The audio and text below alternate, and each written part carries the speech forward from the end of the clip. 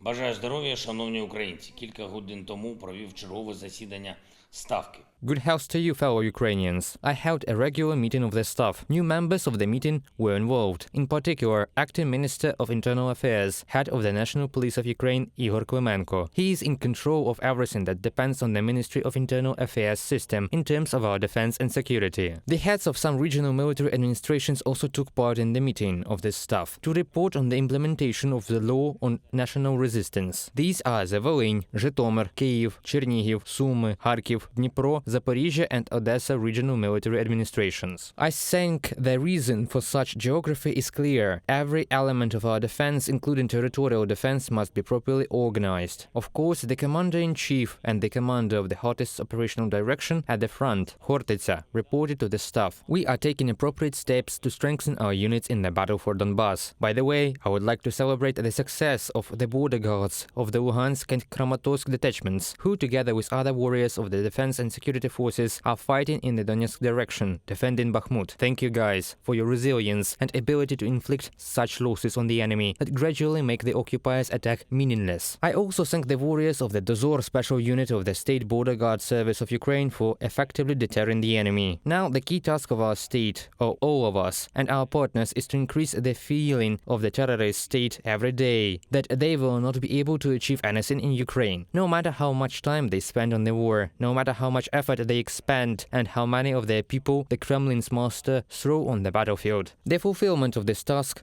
consists of various elements, both defense and political, but one of the most important elements is tanks, modern Western tanks, on the supply of which we are negotiating with our partners. And I thank all those who have already made the relevant decisions. I thank Mr. Charles Michel, President of the European Council, who was in Kyiv today, and who very clearly calls on Europe to make a decision on tanks. And the relevant coalition of partners has actually already been formed, and now we are waiting for a decision from one European capital that will activate the prepared chains of cooperation on tanks. I believe that the strengths of German leadership will remain unchanged. Speaking in the Verkhovna Rada, Charles Michel once again made it absolutely clear that there are no alternatives to the common future of Ukraine and the European Union. Without an independent and secure Ukraine, there can be no independent and secure Europe. Without a free Ukraine, there can be no free Europe. We have a common future. This is what Mr. President of the European Council said, and this can be the motto of our relations and our integration processes this year. We are preparing the next Ukraine-EU summit, which is scheduled for early February. We are also preparing for the start of negotiations on Ukraine's membership in the European Union. There are all the prerequisites for these negotiations to start this year. I met with IAEA Director General Rafael Grossi. We have an important agreement and it is already being implemented. IAEA missions will be sent to our nuclear power plants, to all of them. This will significantly increase the safety of our nuclear generation. We also discussed the situation around Zaporizhia, NPP, and steps that can restore radiation safety to all humanity, which was violated by Russia. I had a conversation with the President of the United Arab Emirates. I noted the level of cooperation achieved and thanked for the support in the UN. I informed Mr. President about the opportunities that will be opened by the implementation of our peace formula and the components of the formula that we can implement together. And I'm grateful for the support of these efforts of Ukraine. And also we have several powerful decisions by our partners to strengthen our defense. First of all, in strengthening our artillery. I'm grateful to Estonia for another and the largest package of military aid from this country, from howitzers and ammunition. I'm grateful to Sweden for the new military package, for NLAW,